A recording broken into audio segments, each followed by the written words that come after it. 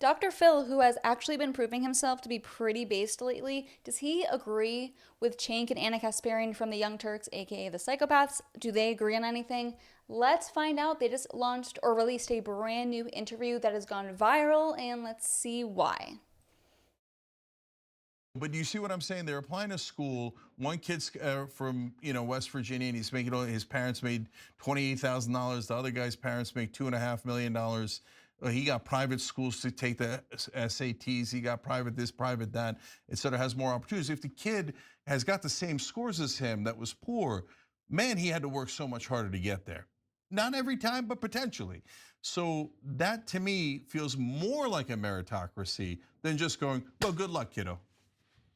Well, that's why you have admission committees, right? That's why you can look and see what the background is of the kids. And obviously, I think, I say in the book, whether you start on third base, dugout, or dumpster, you still got to climb the hill. And I think these kids that get in based on family legacy and stuff like that, that's just as much an injustice as a kid who you put in on a quota system. That they shouldn't allow those kids in there. Here. Either. Totally I mean, agree. that's terrible. I don't want a doctor operating on my brain because his mom was a good brain surgeon. So they got in, and he didn't do well on the MCAT, but his mom did well. So put him in. Such a reasonable take. No thanks. I'd rather take the kid from the Appalachians who climbed the hill and got up there by himself and worked nights and still did all of this stuff. That's what I'm saying. If we give too much and don't let these kids climb out of there and observe themselves doing that, that's where your self-esteem comes from. That's where your self-worth comes from. That's where you make attributions to yourself. You watch yourself do that and go, you know what? I overcame that. I believe in myself. I believe in my ability to do this because I've seen me do it. That's how people get that's how they get their self-image. That's how they get their self-esteem. And if you do it for them, these helicopter parents who smooth out all of the bumps in their kids' lives, that kid never learns to overcome adversity. And so that cheats them out of the chance to make self-attributions that they lean on when they get into tough times. So, I would much more believe in that kid from the Appalachians than I would the kid that had it all paved for him, had an SAT coach, had all of that. I would much, if I had a chance, if I was going to hire one of the two, I'd hire the Appalachian kid. Me too, in a flat second. I've been dying to ask you this question because I agree. Ideally, we have a merit-based system, right? But you also have to kind of take a step back and look at our cultural landscape and the kind of behavior that tends to get rewarded that infuriates me. And I think a prime example is actually someone who came on your show, that Cash Me Outside chick, right? that woman, she's a multi-millionaire now. Multi-millionaire, and she was brought on your show by her mother because of her bad behavior. And her bad behavior became a national sensation. And then she went off to make a lot of money off of her whole persona and everything. So what are your thoughts on that? Like, what can we do to change the culture so bad behavior doesn't get rewarded? Well, you read the book, and I wrote it down. It's one of the most fundamental principles. I put it in the book. Number 3, don't reward bad behavior or support conduct that you don't value. That's one of the most fundamental principles of psychology. You don't reward bad behavior because the behavior you reward, you're going to see again and again and again. You withhold reward or you introduce a negative to that person, they're going to stop doing that. It's true with rats. You put a rat in a cage and they push a lever and get a food pellet. You know what? They're going to push that lever again. They push a lever and get shocked. They're going to, don't push that lever.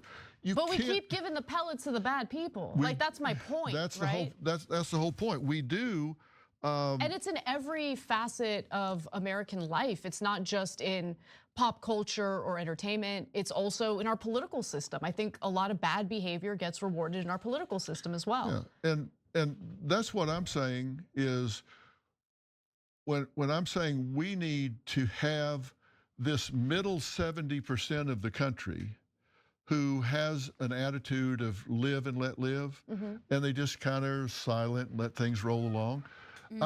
I think we need to wake those folks up and say, hey, you know what? Whatever you believe, you need to start speaking out. You need to start saying what you really believe. I hear all of these folks saying, vote, just get out and vote. I think that's a bad piece of advice. Really? Why? Because you don't want to just vote. You want to make an informed vote. Agreed with you on that, yeah. Don't just vote. Don't just say, oh, you know, go get out there and go hit the lever. Seriously. And that's what Democrats do. Like, they push liberals or people to sign up to vote, go out and vote, because they want uninformed voters voting because they want to win elections. I've been beating the drum that you need to be an informed voter, and you need to vote the ticket from the bottom up, not the top down. If you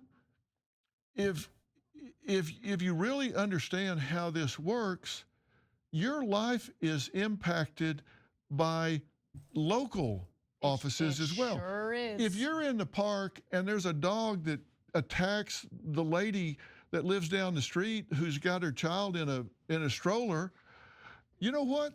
You need to find out if that dog catcher, I guess they call them animal control now. They do, yeah. If that person is allowing dogs to be roaming around and attacking children, find out, was that a one-off, or is that person not doing their job? Is he or she not doing their job?